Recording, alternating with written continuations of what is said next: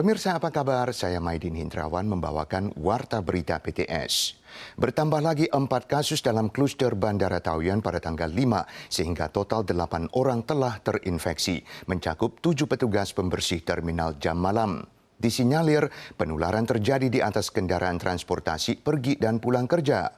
Sementara itu mengantisipasi segera memuncaknya arus mudik Imlek, 6 kota madya telah meningkatkan prokes.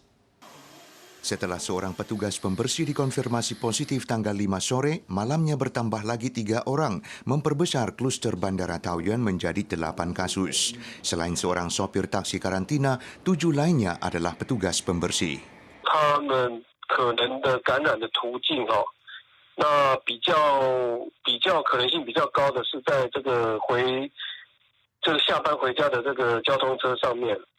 Seiring membesarnya kluster Bandara Taoyuan, pemerintah kota Taipei meluncurkan pemeriksaan fasilitas ventilasi di hotel karantina, meminta perbaikan bagi yang ditemukan ada kekurangan. Perihal kemungkinan tingkat kewaspadaan pandemi akan dinaikkan kembali, Wali Kota Ke Wen-je menyerukan agar keputusan tidak diambil secara tergesa-gesa.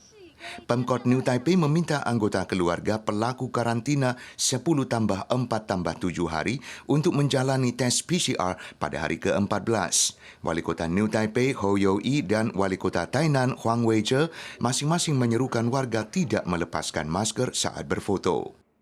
尤其拍照的时候，人跟人最接触、最近，请把口罩戴上来。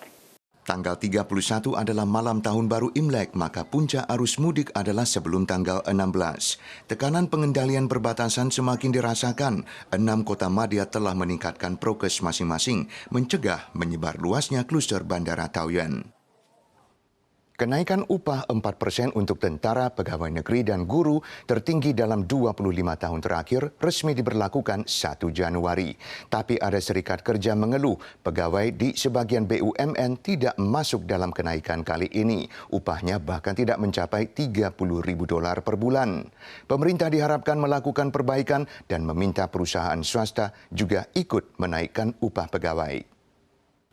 Mereka bekerja di kereta api Hutan Alishan bertugas menangani pemeliharaan operasi. Namun menurut serikat kerja, pada saat kenaikan upah dinikmati tentara, pegawai negeri dan guru, upah banyak pegawai BUMN di sini masih tidak sampai $30.000 per bulan. Berdasarkan pengumuman Yuan Eksekutif, kenaikan upah 4% mulai Januari belum dipastikan untuk BUMN di bawah Kementerian Ekonomi dan Keuangan. Data Akademia Sinika menunjukkan laju ekonomi tahun ini akan mencapai 3,85%, tapi CPI naik 2,04%, lebih tinggi dari tahun lalu. Untuk itu, serikat kerja menuntut pemerintah selain menaikkan upah di BUMN juga mengadopsi kebijakan meminta kenaikan upah di perusahaan swasta.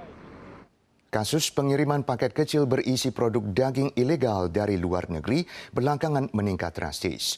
Pusat Penanggulangan Asfivirus Sentral menyerukan warga tidak lagi membeli produk daging dari kawasan epidemi. Sementara itu, produk daging babi Thailand kembali dikonfirmasi mengandung asfivirus. Taiwan kini mendaftarkan Thailand sebagai negara berisiko tinggi. Kiriman sosis dari Thailand yang sempat dicegat oleh kantor pos di Tainan tanggal 3 dikonfirmasi mengandung asfivirus. Ini adalah produk daging babi Thailand kedua yang positif asfivirus di Taiwan sejak Desember. Pihak Taiwan telah melapor pada OIE dan akan kembali mengingatkan risikonya pada pihak Thailand yang masih menganggap dirinya sebagai kawasan non-epidemi. Taiwan telah mendaftarkan Thailand sebagai negara berisiko tinggi, tapi manca produk daging babi tetap diusahakan diimpor secara ilegal melalui pengiriman paket kecil.